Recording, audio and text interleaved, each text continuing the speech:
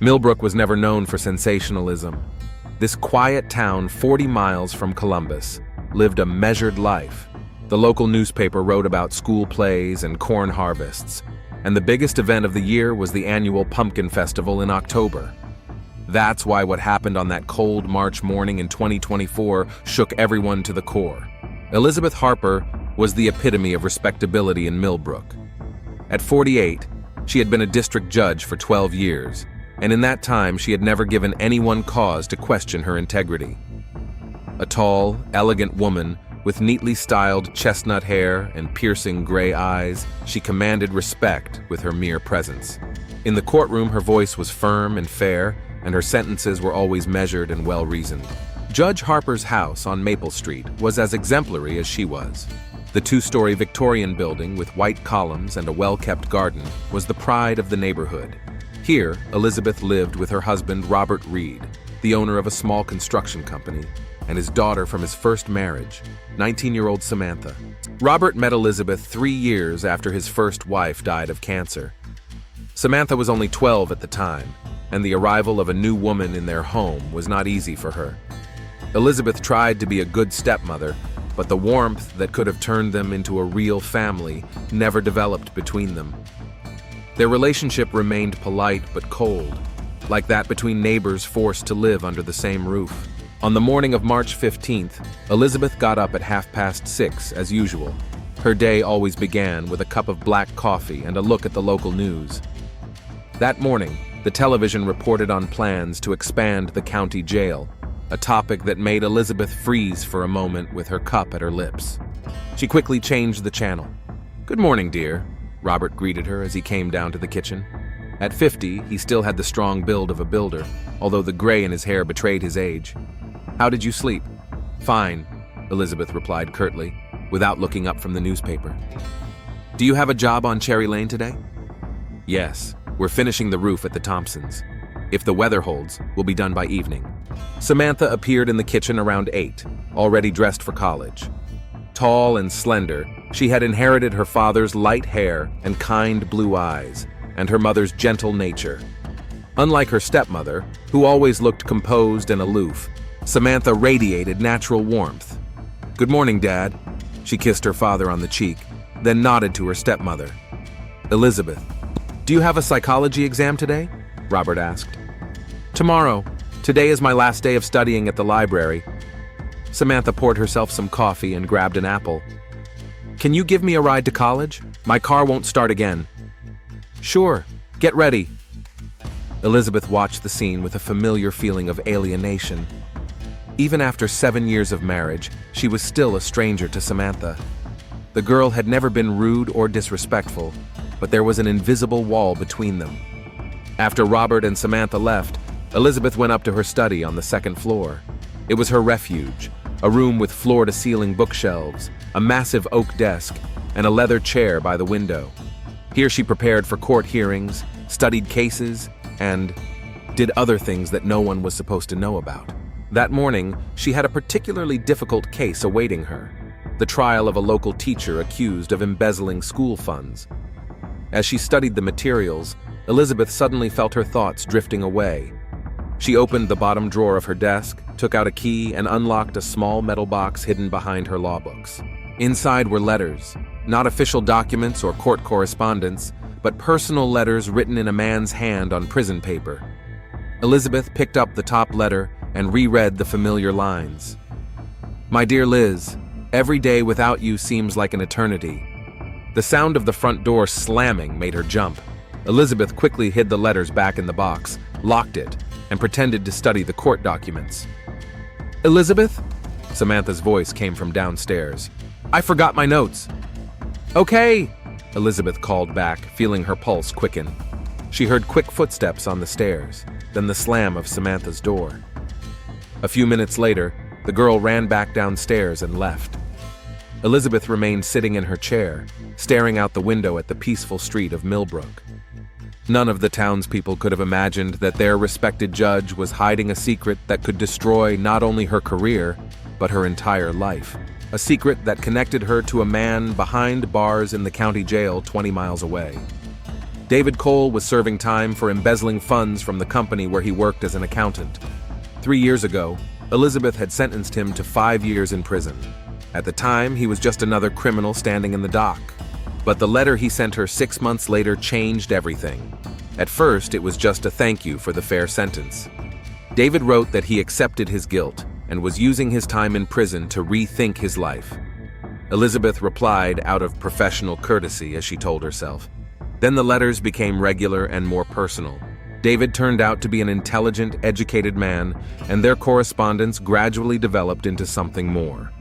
Elizabeth understood perfectly well that her relationship with a prisoner was completely unacceptable. It was a violation of all the ethical standards she had followed throughout her career.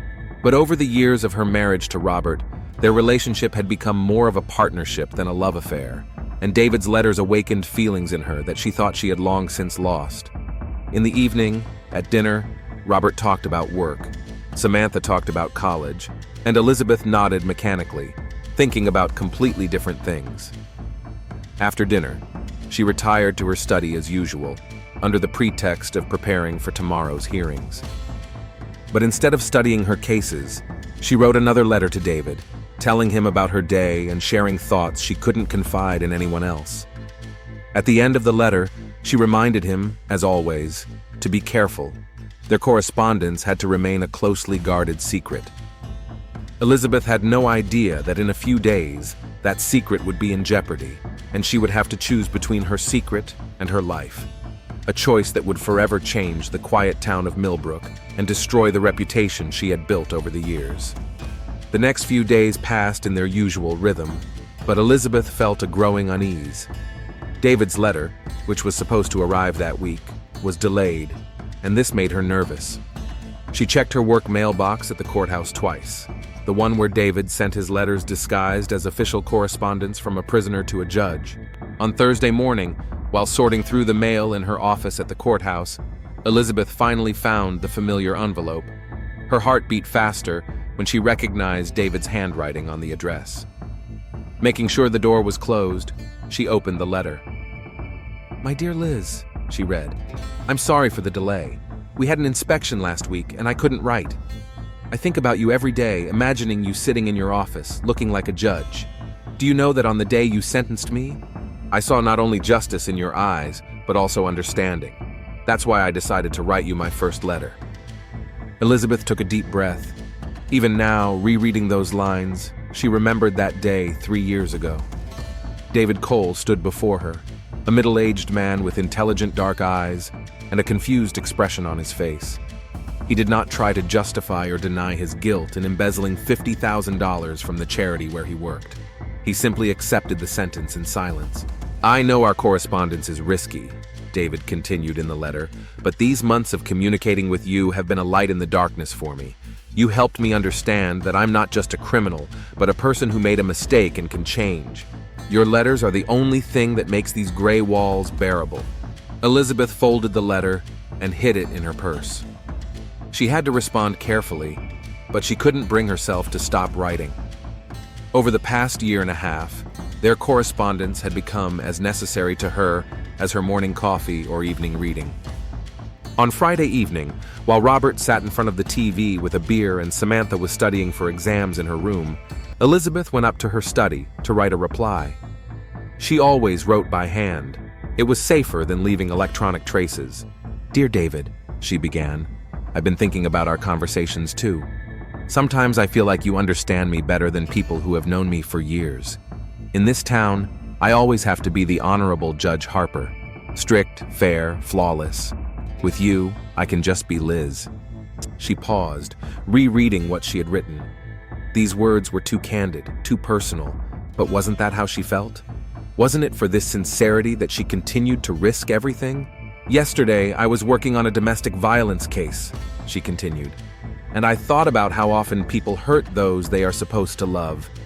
You hurt your family by stealing money, but you admitted it and you're sorry. How many people around me live a lie and don't even realize it?"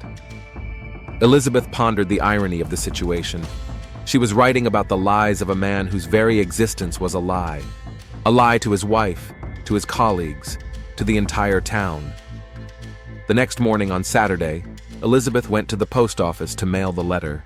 She always did this herself, not trusting her secretary. On her way home, she stopped at the supermarket to buy groceries for Sunday dinner. The Millers were coming over that day. At home, Elizabeth found Samantha cleaning the living room.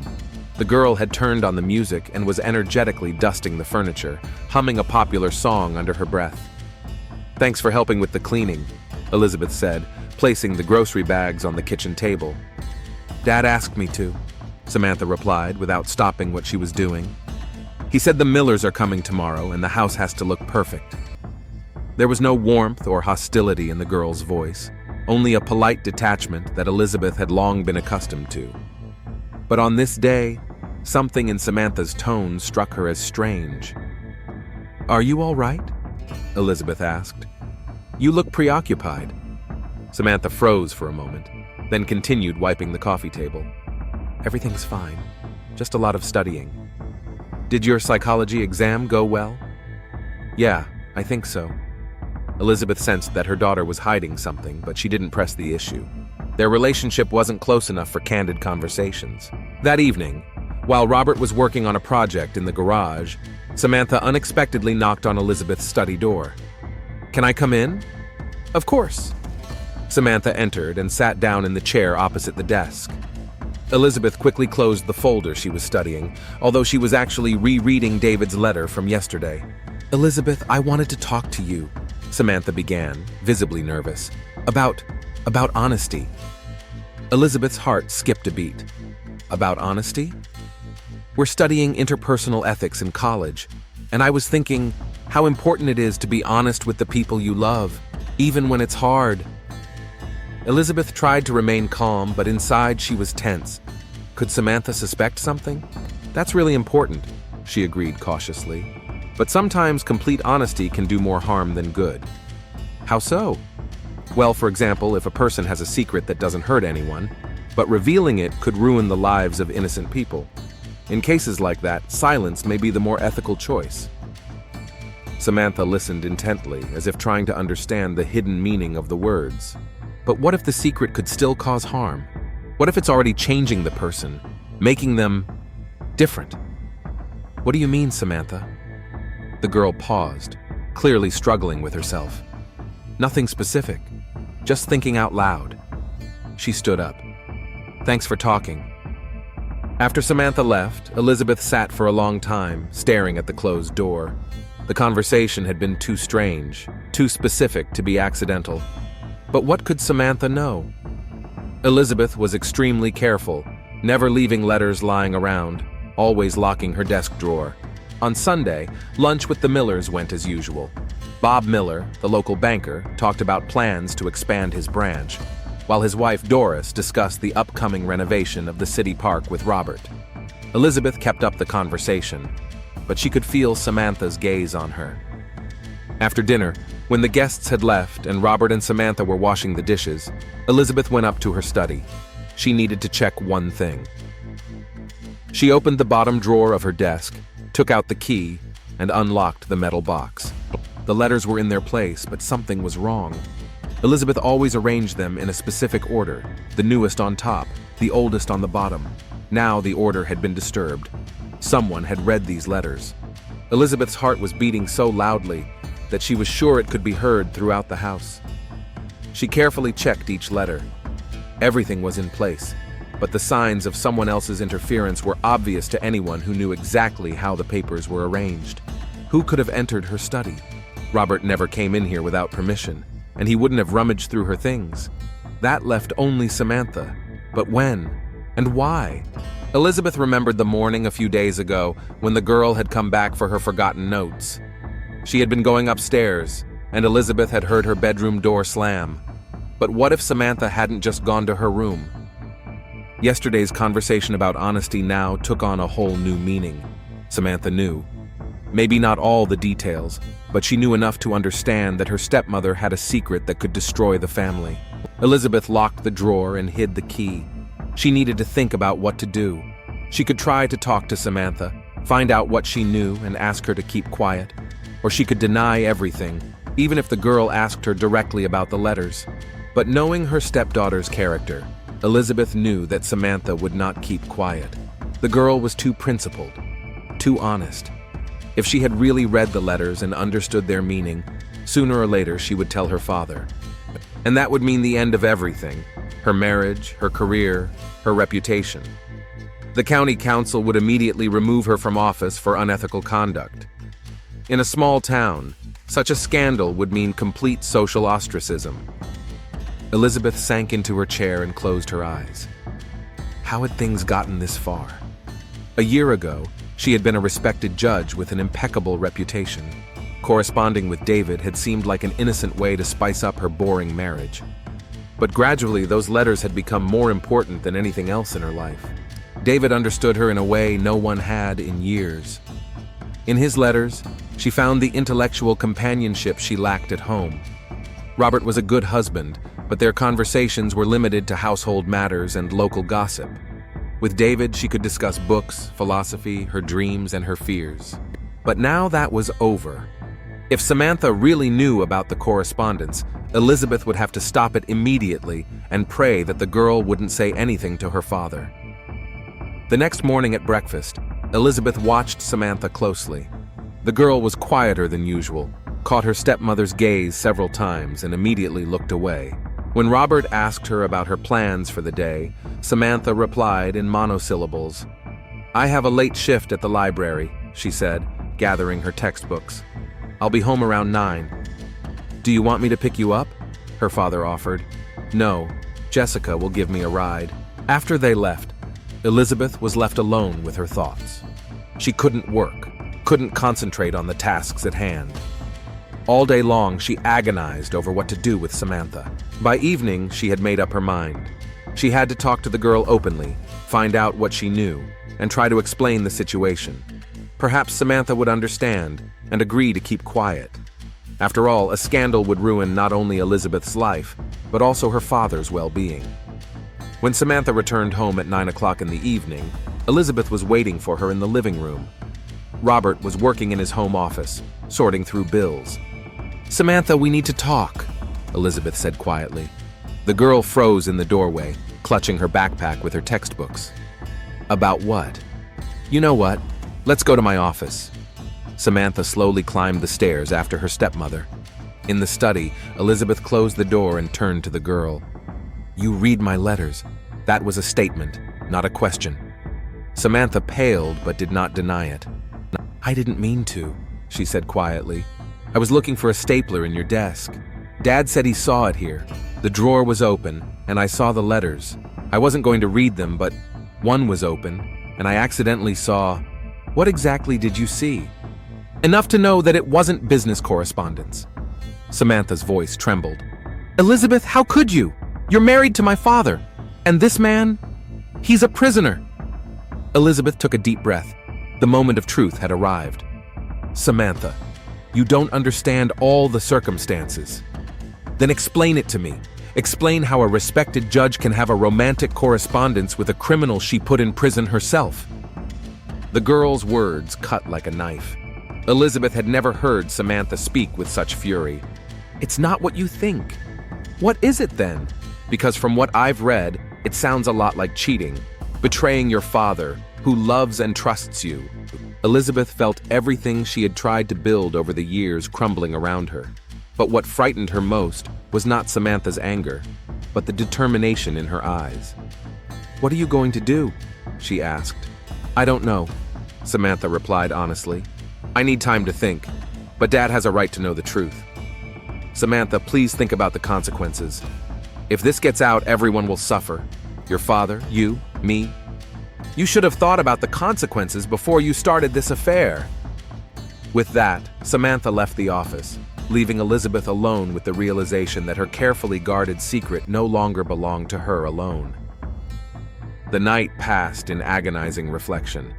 Elizabeth didn't sleep a wink, lying next to Robert, who was sleeping peacefully and going over the possible scenarios in her head. Each one ended in disaster. If Samantha told her father about the letters, the marriage would be ruined immediately. Robert would never forgive such betrayal. He was a man of old views, for whom his wife's infidelity, especially with a prisoner, would be an unbearable humiliation. Divorce in a small town would mean the end not only of his personal life, but also of his career. The county council would not have allowed a judge involved in such a scandal to remain in office. The atmosphere at breakfast that morning was tense to the point of breaking. Robert, unaware of anything, read the local newspaper as usual and commented on the news. Samantha silently picked at her oatmeal, not looking up. Elizabeth pretended to be studying documents, but was actually watching her stepdaughter. "You're quiet today, daughter," Robert remarked, putting down the newspaper. "Did you sleep badly?" "Just thinking a lot," Samantha replied curtly, still not looking at her stepmother. "About what? Maybe we can talk?" Elizabeth froze. If Samantha decided to tell him right now, "Later, Dad. I have to go to college." The girl quickly gathered her things and left without even saying goodbye.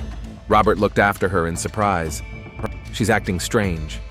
Maybe she's having problems at school? Possibly, Elizabeth muttered, feeling her heart racing. After Robert left for work, Elizabeth locked herself in her office and tried to focus on the tasks at hand, but her thoughts kept returning to Samantha. How much time did she have? A day? A week? Or had the girl already made up her mind and was going to tell her father everything today? By noon, Elizabeth's nerves were stretched to the breaking point. She couldn't wait passively any longer. She had to act. Elizabeth knew Samantha's schedule. On Wednesdays, she had a long break between classes from noon to 2 p.m.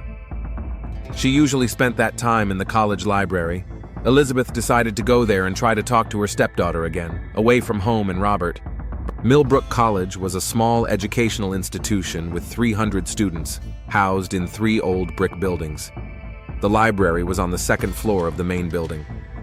Elizabeth climbed the creaky wooden steps, feeling out of place in her strict business suit among the casually dressed students. Samantha sat at a table by the window, bent over a psychology textbook. Next to her were notebooks with notes and highlighters of different colors. The girl looked focused, but Elizabeth noticed the tension in her posture. "Samantha," she called softly, approaching the table. The girl flinched and looked up. Seeing her stepmother, she frowned. "What are you doing here?" "I need to talk to you. Seriously. I have class. Please, it's important for both of us." Samantha hesitated, then gathered her books. "5 minutes. Let's go to the cafeteria. It's quieter there." The student cafeteria was almost empty at that hour. They sat down at a table in the far corner. Elizabeth ordered coffee. Samantha refused everything. "I'm listening," the girl said coldly. Elizabeth took a deep breath. She had rehearsed this speech all the way here. "Samantha, I understand that you're shocked by what you've learned, but before you make any decisions, hear me out. What explanation could there be? You're writing to a prisoner. You're writing him love letters. You're cheating on my father. It's not cheating in the way you think. There's no physical intimacy between us. We haven't even been alone together since I sentenced him. Then what is it? Platonic love?" Samantha's voice was sarcastic. "Elizabeth, I've read those letters. What you write to each other, it's intimate correspondence. You call him dear. He calls you beloved. You discuss your feelings, make plans for the future." Elizabeth felt herself blushing. So Samantha had read more than one letter. "How many did you read?" "Enough. I know he's been writing to you for 1.5 years. I know you plan to meet after he's released. I know you're thinking of leaving your father for him."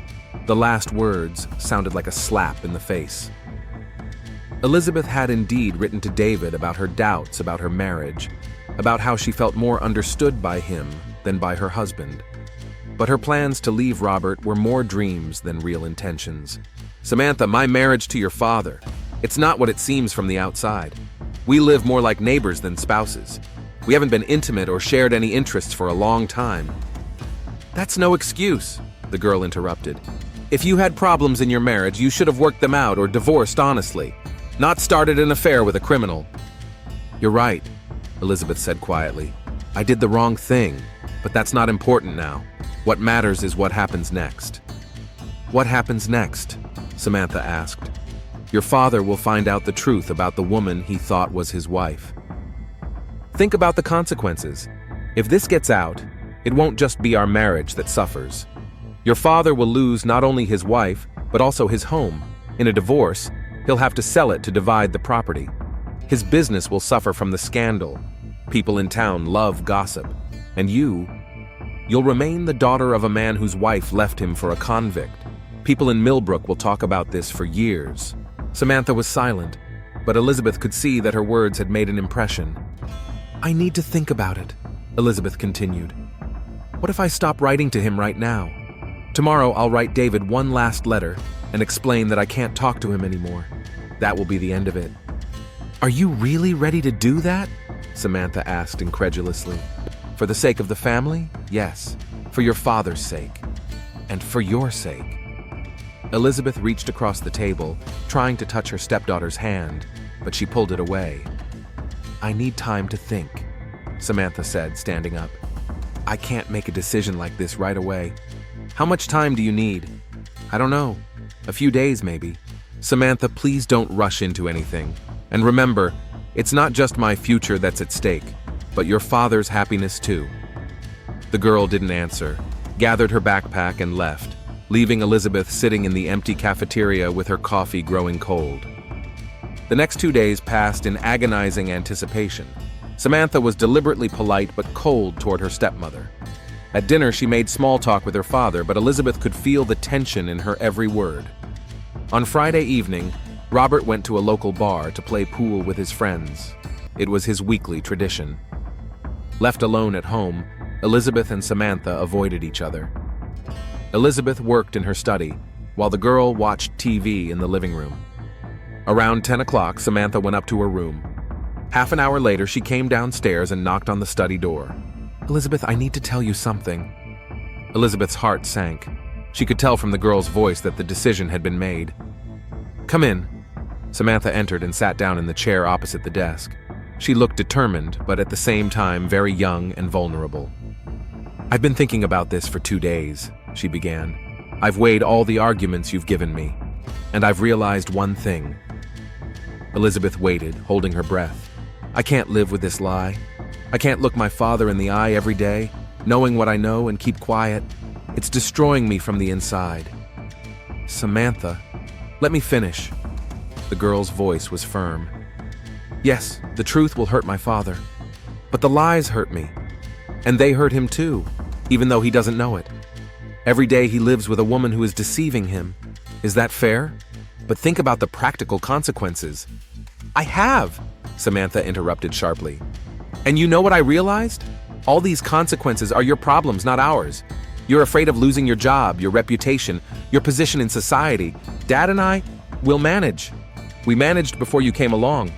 Elizabeth felt panic rising in her chest. "Samantha, don't rush into anything. Think about it some more." "I've already made up my mind.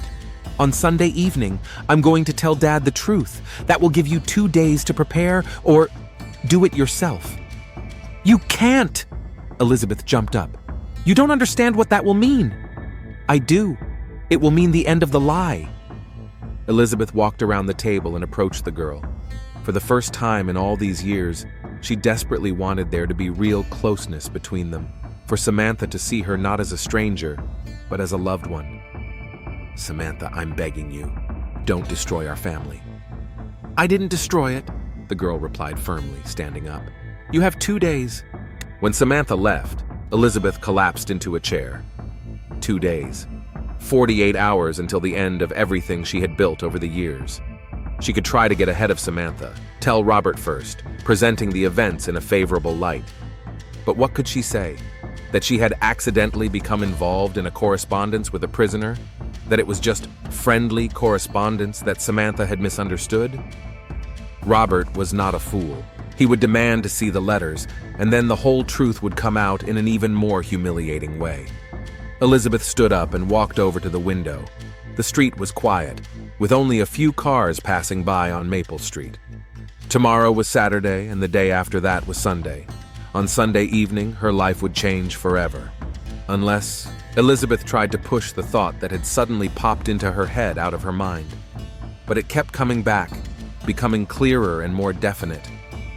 What if Samantha didn't have time to tell her father? What if something happened to her? An accident, an illness, any situation that would prevent her from carrying out her plan? Elizabeth shook her head, trying to get rid of these thoughts. She was a judge, a woman of the law. She couldn't even think about. But the thoughts continued to swarm in her head. Samantha was the only one who knew about the letters. If she were gone, the secret would die with her. On Saturday morning, Elizabeth woke up with a headache and a heavy feeling in her chest. She could hardly eat breakfast, but Samantha, on the contrary, seemed calm and determined. "I'm going to Jessica's today," she told her father. "It's her birthday, and we're planning a small party." "How are you getting there?" "By bus. The last one leaves at 11, so I'll be back before you get home."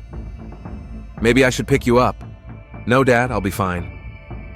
Elizabeth listened to this ordinary family conversation as if from a distance. Tomorrow evening, conversations like this would be over forever.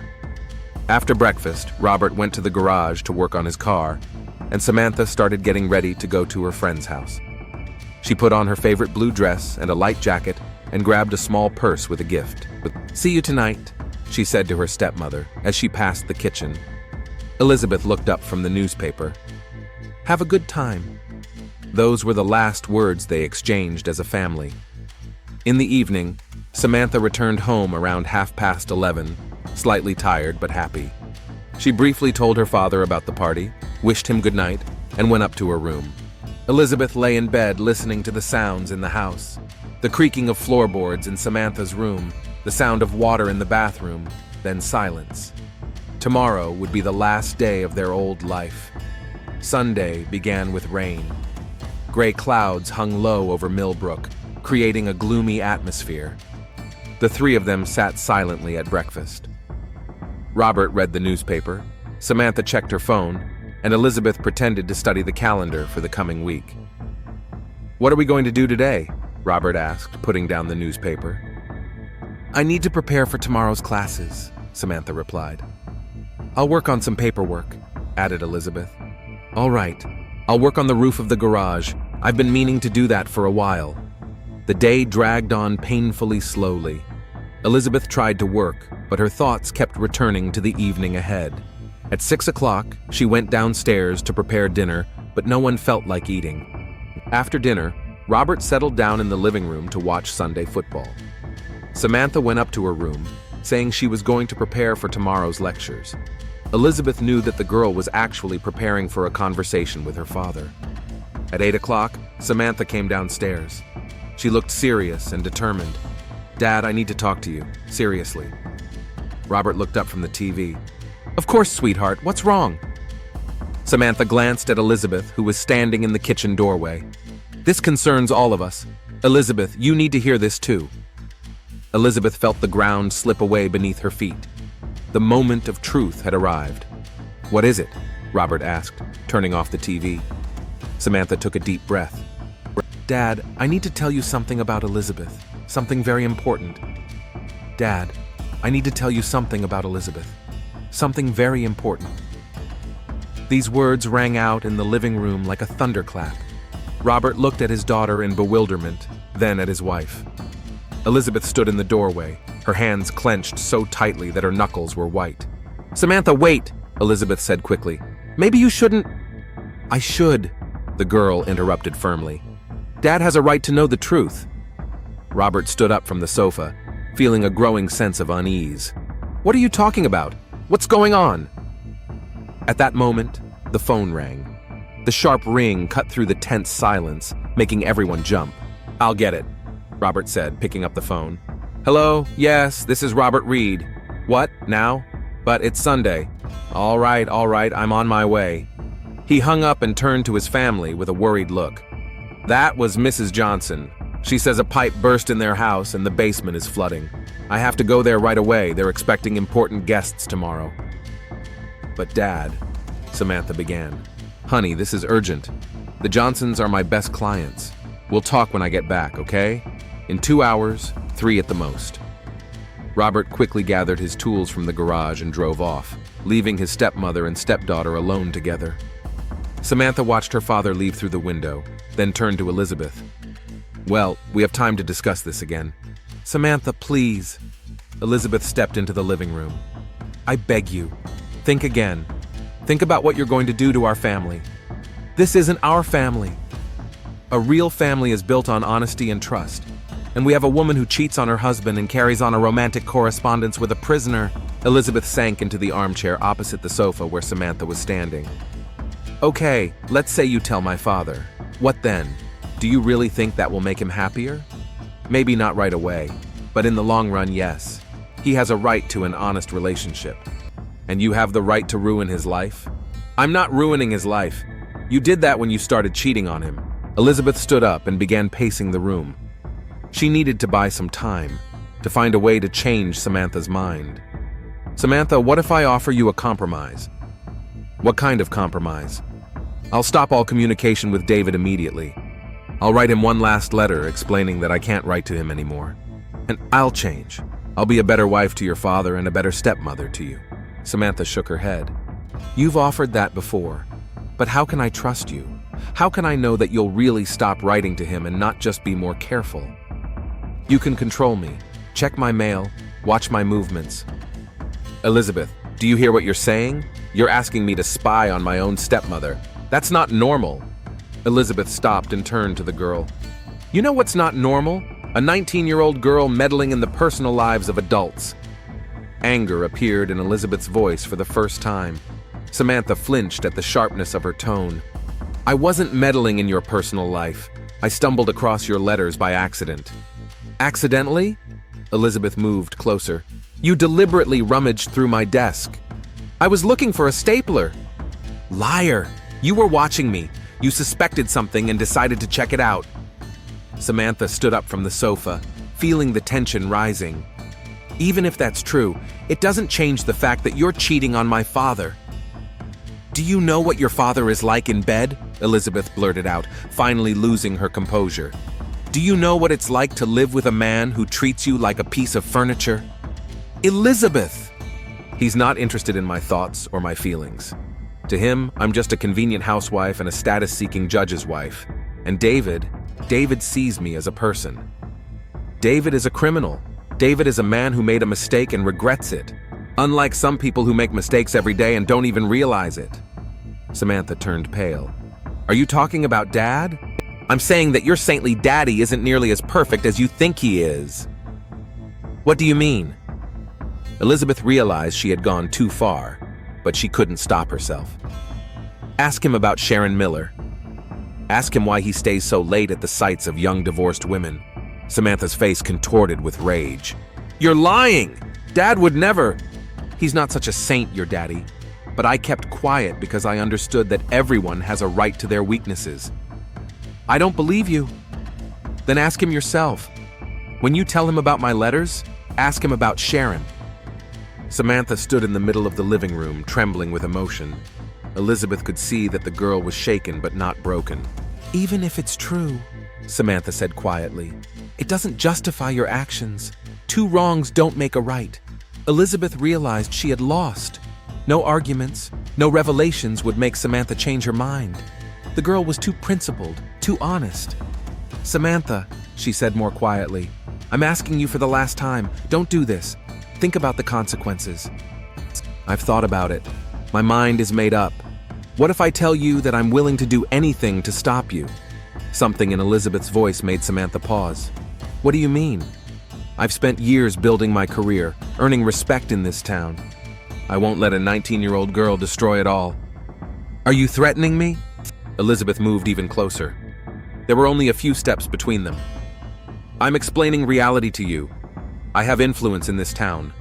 I know people who can make your life very unpleasant. Your college education can be cut short with one phone call.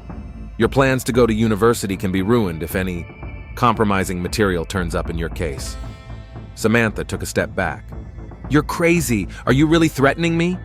I'm asking you to think about your future. You're young. You have your whole life ahead of you. Don't ruin it over principles. My principles are more important to me than your threats. Elizabeth felt rage boiling up inside her. This stubborn girl didn't understand who she was dealing with. Fine, she said coldly. You don't want to do this the easy way. Then we'll do it the hard way. What? Elizabeth turned and headed for the living room door. Elizabeth, where are you going? To my office, to get the documents that will change your life for the worse. Samantha followed her. What documents? They went up to the second floor. Elizabeth entered the office. Samantha stopped in the doorway. "You think your father is so honest and decent, don't you?" Elizabeth asked, opening one of the desk drawers. "What are you talking about?" "About the fact that there are some very interesting discrepancies in his tax returns for the last 3 years. About the fact that some of his subcontractors are being paid in cash and are not reporting it to the tax authorities." Samantha entered the office. "You're lying." "I have documents, copies of bank transfers, recordings of phone calls. Do you want to see?" Elizabeth took a folder of documents out of the drawer. In fact, they were ordinary legal papers unrelated to Robert, but in the dim light of the study, Samantha couldn't make out the details. "One call to the tax office," Elizabeth continued, "and your father will get an audit that will ruin his business. A second call and he'll be charged with tax evasion. Do you know how long that carries?" "You wouldn't dare." "I dare. What's more, I'll make it look like you turned him in. I'll say you came to me with information about your father's illegal activities, and as a judge, I was obliged to pass it on to the appropriate authorities." Samantha stood there, her eyes wide with horror. You're a monster. I'm a woman who is protecting her life, and I'm willing to do anything to protect it. Dad will never believe that I could turn him in. Who would he believe more? His teenage daughter, or a respected judge with an impeccable reputation? Samantha walked over to the table and grabbed the folder. "Show me those documents." Elizabeth tried to take the folder away, but Samantha held on tightly. In the ensuing struggle, the folder slipped out of her hands and fell to the floor, scattering its contents. Samantha bent down and began to examine the papers by the light of the desk lamp. A few seconds later, she straightened up with a triumphant look on her face. "You're lying! These are just legal documents. You don't have any compromising material on my father." Elizabeth realized that the game was up. Her bluff had failed. "Maybe I don't have them yet," she said slowly, "but I can get them, or create them." "Make them up? You want to forge documents?" "I want to protect my life by any means necessary." Samantha backed toward the door. "You've completely lost your mind. I'm telling Dad everything, right now. I'm not waiting for him to come home. I'm going to the Johnsons." She turned to leave the office, but Elizabeth blocked her way. "You're not going anywhere. Get out of my way." "No." Samantha tried to get past her stepmother, but she grabbed her arm. "Let go of me." "Samantha, stop. Let's talk about this calmly." "I have nothing to talk about with you. You threatened me. You tried to frame my father. I was trying to protect all of us." "From what? From the truth?" The girl jerked free and headed for the stairs. Elizabeth followed her. "Samantha, stop!" On the top step, Samantha turned around. "Leave me alone. I'm going to my dad and telling him everything. About your letters, your threats, what you really are." "You won't do that," Elizabeth said quietly. Something in her voice made Samantha freeze. "What?" Elizabeth slowly approached her. In the dim light of the stairwell, her face seemed unfamiliar, distorted. "I said you won't do that!" Samantha felt fear. Real, animal fear. "Elizabeth, what are you going to do?" "What I should have done from the beginning." Elizabeth took a step forward. Samantha instinctively backed away, but there was a staircase behind her. "Elizabeth, don't..." "You left me no choice, Samantha. I tried to resolve this amicably, but you proved too stubborn." "Help!" Samantha screamed, but her voice was drowned out by the empty house. Elizabeth raised her hands. In the twilight, it was difficult to see what happened next. Was it a push, or did Samantha lose her balance trying to dodge? The girl tried to grab the railing, but missed. Her scream was cut short by a sharp blow against the steps below. Then there was silence. Elizabeth stood on the landing, breathing heavily. Below, at the foot of the stairs, Samantha lay motionless. Her head was turned at an unnatural angle, and a dark pool was slowly spreading from under her light hair. For several minutes, Elizabeth couldn't move. Then she slowly descended the stairs. Samantha wasn't breathing. The girl's eyes were open, but her gaze was empty and unmoving. Elizabeth knelt down next to the body. She reached out to check for a pulse, but knew it was useless. Samantha's neck was broken. The 19-year-old girl who, an hour ago, had been full of life and determination, now lay dead at the foot of the stairs in her own home. Elizabeth slowly stood up. She should have felt something: horror, remorse, panic. But inside, There was only emptiness and a strange calm. The problem was solved. Samantha wouldn't tell anyone about the letters. Now she had to think about how to explain what had happened. Detective Michael Stone received a call on Monday morning at 7:43 a.m. Robert Reed had found his daughter's body at the foot of the stairs when he returned home from the Johnsons, where he had spent the night cleaning up after a burst pipe. When Stone arrived at Maple Street, the house was full of people. Robert was sitting on the living room couch, staring into space while paramedics pronounced his daughter dead. Elizabeth stood next to her husband, her hand on his shoulder in a gesture of support. "What happened?" the detective asked Judge Harper. "I was in my office," Elizabeth began, her voice trembling. "I heard a scream, then a terrible crash. I ran out and saw Samantha downstairs. She must have slipped on the steps." Stone surveyed the scene. The staircase was steep, the wooden steps worn down in places. At first glance, it looked like an accident. "What time did it happen?" "Around 9:30 in the evening." "And where was Mr. Reed?" "At the Johnsons'," Elizabeth sobbed. "They had a burst pipe, and he was working all night." The detective nodded. The story seemed plausible, but something bothered him. The next few days were spent preparing for the funeral. The whole of Millbrook was shocked by the sudden death of the young girl. Samantha was remembered as a quiet, diligent student who never hurt anyone. At the funeral, Elizabeth played the role of the grieving stepmother flawlessly. She supported Robert, accepted condolences, and looked heartbroken. No one suspected that relief was hidden behind her mask of sadness. But Detective Stone couldn't shake his doubts. Something about Judge Harper's story didn't sit right with him. On Tuesday after the funeral, he returned to the house on Maple Street. Robert was at work, and Elizabeth greeted the detective alone. "I know this is hard," Stone said, "but I need to ask you a few more questions." "Of course," Elizabeth invited him into the living room. "Anything that will help. Tell me more about that evening. What were you and Samantha talking about?" "Nothing much. She was getting ready for class, and I was working in my office." "Were there any conflicts between you?" Elizabeth froze for a moment.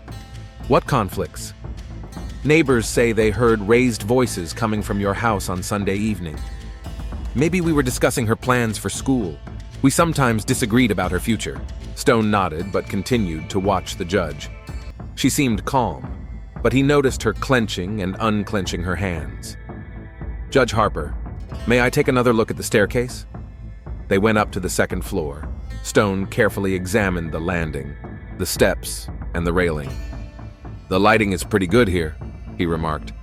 "It's strange that Samantha would slip." "Maybe she was in a hurry," Elizabeth suggested. "Where was she rushing to at 9:30 at night?" "I don't know.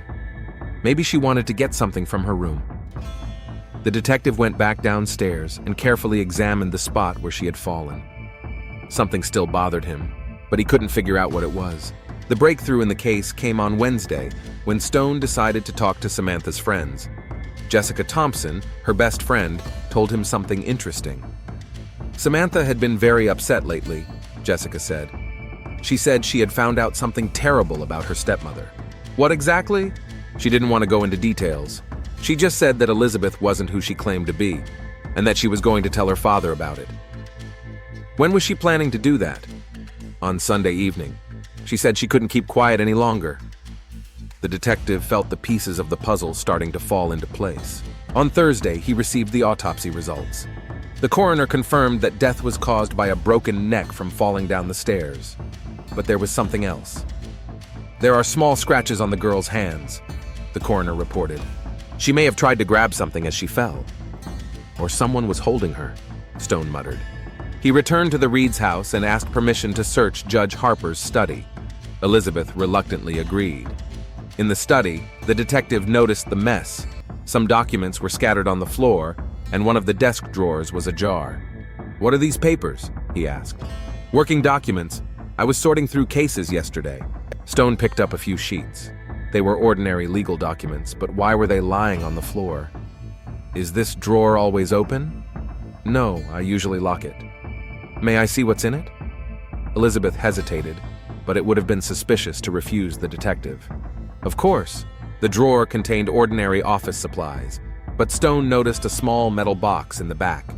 When he reached for it, Elizabeth quickly said, "Those are personal items, jewelry and mementos."